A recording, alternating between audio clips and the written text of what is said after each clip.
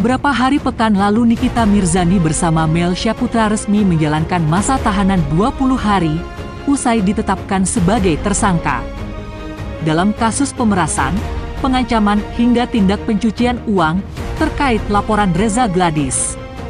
Nikita Mirzani sudah ditahan di tanggal 4 Maret 2025. Kini Kabid Humas Polda Metro Jaya tepat di hari yang sama tanggal 24 Maret 2025 kembali menggelar press conference dengan mengumumkan resmi diperpanjangnya masa tahanan Nikita Mirzani bersama Mail Syaputra menjadi 40 hari masa tahanan.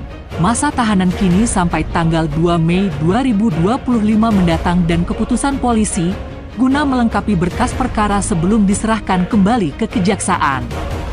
Sejak tanggal 24 Maret atau 40 hari ke depan hingga tanggal 2 Mei telah melanjutkan atau melakukan perpanjangan penahanan terhadap kedua tersangka, saudari NM dan saudara IM. Ya, ini merupakan mekanisme atau tahapan proses penyidikan sebagaimana diatur di KUHP, Kitab Undang-Undang Hukum Acara Pidana, tentang proses yang di beberapa bagian dalamnya adalah tentang tahapan proses penyidikan. Ya, saat ini penyidik terus melakukan pendalaman dan melakukan koordinasi dengan jaksa penuntut umum untuk kelengkapan berkas perkaranya.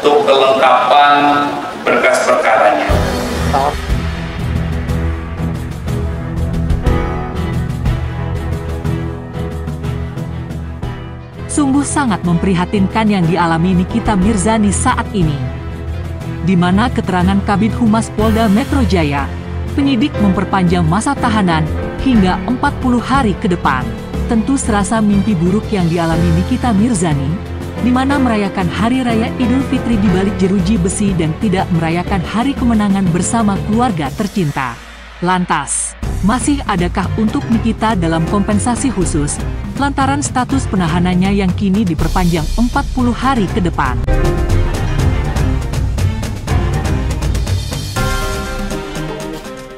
Ada perpanjangan masa waktu 40 hari ya. Kami pikir, kami berpendapat itu hal yang wajar. Jadi sebagaimana hukum normatif ya, hukum acara, dengan dilakukannya penambahan masa perpanjangan 40 hari, berarti jaksa penuntut umum merasa bahwa ada hal-hal lainnya yang harus dipenuhi oleh penyidik, dapat dikuatkan lagi dengan petunjuk-petunjuk yang disampaikan oleh jaksa penuntut umum, memberikan petunjuk-petunjuk terhadap rangkaian peristiwa ya, sebagaimana yang disampaikan oleh klien kami dalam laporannya ya. Karena klien kami itu sudah membuat laporan terkait 4 peristiwa. Satu, peristiwa 27 Oktober, kemudian peristiwa 13 November, kemudian peristiwa 14 November, dan peristiwa 27 November 2024. Ya, jadi sehingga ya mungkin ya, kami anggap mungkin terhadap peristiwa-peristiwa ini, jaksa penuntut umum menganggap bahwa ini harus dikaitkan oleh penyidik. Kalau dilihat dari sini, kenapa diperpanjang lagi 40 hari ke depan? Tentunya tindak pidana ini bukan hanya tindak pidana ringan. Kalau tindak pidana ringan cukup 20 hari ya, dan 40 hari itu sudah bisa dilimpahkan ke kejaksaan. Tapi karena di sini jelas pasal yang dikenakannya, ada pasal pemicu atau pasal pemberat atau pasal dari pasal utamanya, dan ada pasal TPPU tentunya. Di sini pasalnya menentukan dari masa penahanan seorang tersangka. Tergantung ancaman hukuman pidananya.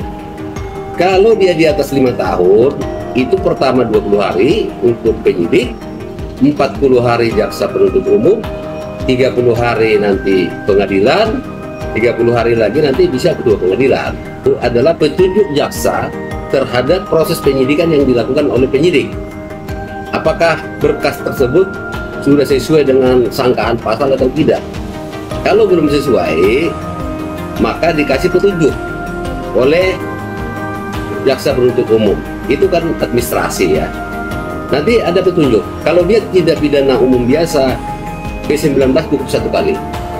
Pentransferan atau bahasa atau ahli digital telekomunikasi. Tentunya ini juga harus ada karena memang di sini juga ahli bahasa bagaimana orang ini menyebut bahwa adanya satu pergeseran uang dari A ke si B. Ini kan juga harus jelas. Nah, bahasanya itu udah menyangkut belum bahwa ini melakukan suatu tindak pidana yang dimaksudkan gitu. Ini juga ahli juga harus ini kalau memang perlu dihadirkan ya harus dihadirkan. Jadi begini, kalau dinamakan adanya satu rekaman yang dilakukan oleh seseorang tanpa izin ini kan jelas ini sebenarnya nggak boleh. Tetapi rekaman ini menjadi bukti petunjuk apabila bukti ini sudah disampaikan atau dijadikan satu bukti petunjuk. Jadi nanti digabungkan dengan peristiwa dan BAP dan alat-alat bukti lainnya tentunya. Nah, setelah itu maka pihak kepolisian akan melihat nih apakah benar ini suara ini yang melakukan percakapan dan apakah maksud dan tujuannya, bagaimana cara mereka melakukan suatu tindakan ini yang akhirnya juga terjadinya satu sangkaan peristiwa pidana ini. Dengan aturan, jika jaksa penuntut umum sudah mengirimkan P19 petunjuk terhadap proses penyidikan itu, berarti masih ada yang kurang. Katakanlah ada yang memang belum terlampir, alat buktinya, barang buktinya, saksinya masih kurang, sehingga jaksa belum yakin kalau ini akan di P21. Karena nanti yang bertanggung jawab untuk membuktikan proses ini adalah jaksa. Jika nanti berkas itu dinyatakan lengkap, lantas disidangkan, tidak bisa dipertanggungjawabkan sangkaan pasal-pasal itu dengan alat bukti itu, maka jaksa nanti bisa dieksaminasi apabila di terdakwa atau tersangka tersebut lepas atau bebas.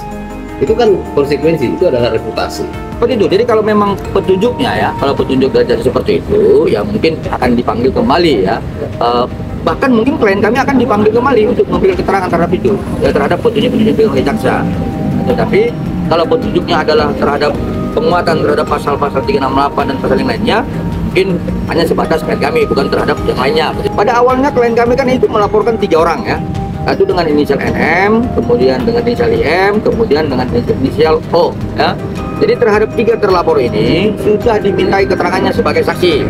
Dan kemudian dengan proses pengembangan penyidikan ada satu pihak lain ya, Dr. S dipanggil untuk dimintai keterangannya ya. Nah, dalam artian terhadap laporan klien kami 3 orang terlapor dan tambah lagi 1 orang yang diminta keterangan berdasarkan hasil pengembangan penyidikan. Tindak pidana pencucian uang tidak bisa berdiri sendiri, harus ada predicate crime yang harus dibuktikan dulu sebelumnya. Nanti baru dilakukan satu pembuktian terhadap TPPU-nya. Ini suatu peristiwa pidana akhirnya juga menyebabkan seorang itu melakukan atau mengeluarkan ya sejumlah uang untuk bisa adanya satu deal-dealan. Tentunya ini kan menjadi pokok penting adanya satu bentuk pemerasan dan ancaman secara tidak langsung ya. Mungkin itu yang terjadi, yang dilihat peristiwa itu karena terjadinya satu pergeseran uang sehingga ini tidak dilakukan satu expose ataupun review ya, mereview seseorang kan gitu. Nah, ini kan jelas di sini karena adanya satu hal yang dirasa ini menjadi satu pokok perkara dari pokok masalah, yaitu mereview sebuah produk yang produk itu ibaratnya dia mengetahui bahwa itu overclaim. Tentunya ini yang jadi pokok penting ya, pokok penting pemicu terhadap adanya satu pergeseran uang ya. Jadi ini ranahnya juga harus jelas apa yang dilaporkan, yang disangkakan tuh harus masuk dalam unsurnya. Jangan sampai pelaporan ini pemerasan tiba-tiba overclaim ini dibuktikan, kan harus jelas. Jadi nggak bisa serta-merta kita membuktikan satu overclaimnya di ranah posisi yang sedang membuktikan proses pemerasannya kan gitu. Jadi nanti ada ranahnya. Kalau memang mau buktiin bahwa adanya satu ada satu overclaim atau ada yang merugikan ya konsumen, tentunya nih ada undang-undang konsumen, ada juga undang-undang kesehatan ya. Di situ jelas itu ancaman hukumannya juga berat. Nah, kalau memang itu terbukti ya silakan bisa dibuktikan dulu. Kalau itu terbukti ya boleh dilaporkan. Dan tentu itu. Saran saya kepada pemerintah, segera tertibkan itu semua produk-produk kecantikan itu. Kalau memang itu melenceng daripada kegiatan tupoksinya, apalagi dokter-dokter itu, segera ditindak. Dan ada pembekuan terhadap izin juga. Kalau katakanlah dia tidak punya izin berpraktek di satu wilayah, ternyata dia melakukan itu, bisa dibukukan juga izin, bukan hanya advokat yang bisa dibukukan. Bisa. Kalau di institusi TNI Polri ada PDDH, pemberhentian dengan tidak hormat, sidang etik, ada macam-macam itu bos. Jadi sebenarnya tinggal implementasi dan pengawasan yang melekat daripada pemerintah, dikontrol oleh legislatif dan ya masyarakat luas.